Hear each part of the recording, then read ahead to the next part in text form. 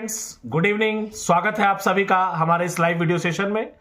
Chapter 1 history NCERT the rise of nationalism के important topics को हम लोग डिस्कस कर रहे हैं। एग्जाम के लिए आपके बहुत ज्यादा इंपॉर्टेंट होंगे ये, और ये सारे टॉपिक्स को आप रिवाइज करेंगे। और आज के इस वीडियो में हम लोग history chapter 1 nationalism in India के नेक्स्ट टॉपिक को कवर करेंगे। इससे पहले वाले वीडियो में हम लोगों ने कवर किया था।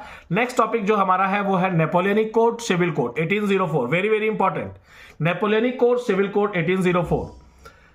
नेपोलियनिक कोड और सिविल कोड, नेपोलियनिक कोड को ही सिविल कोड कहा जाता है।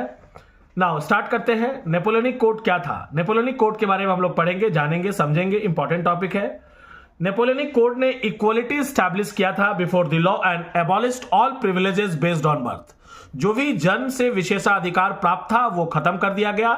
Abolished all kind of privileges based on birth and the civil code established equality before the law. Next, it also abolished feudal system and freed peasants from serfdom. Taxation and censorship were imposed and military services were made mandatory. Next important topic, that is liberalism, उदारवाद। ये liberalism क्या होता है? ये important topic है NCERT का। Liberalism in Europe during the mid 18th century, 18वीं शताब्दी के मध्य में यूरोप डिवाइड हो चुका था सेवरल स्मॉल किंगडम्स में और प्रिंसिपलिटीज में, and the concept of nation state did not exist at all. और उस वक्त राष्ट्र और राज्य का कंसेप्ट नहीं आया था, नेशन स्टेट का कंसेप्ट उस वक्त नहीं स्टैब्लिश हुआ था। People from diverse ethnic group, ethnic का मतलब होता है social division based on shared culture.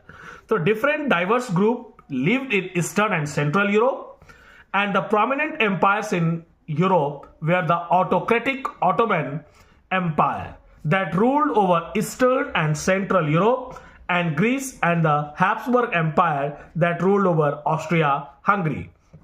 Now, next topic, that is rise of conservatism and revolutionaries. What do you mean by conservatism and revolutionaries? Conservatism क्या होता है, इसके बारे में हम लोग जानेंगे। देखते हैं। मिडिल क्लास का ऐसा विश्वास था कि फ्रीडम एंड इक्वलिटी सभी इंडिविजुअल्स को मिलना चाहिए before the law, and liberalism was used to end aristocracy. Aristocracy को खत्म करने के लिए ये लिबरलिज्म आया। उदारवाद, liberty, freedom and clerical privileges को कहीं ना कहीं खत्म करने की बात कही गई।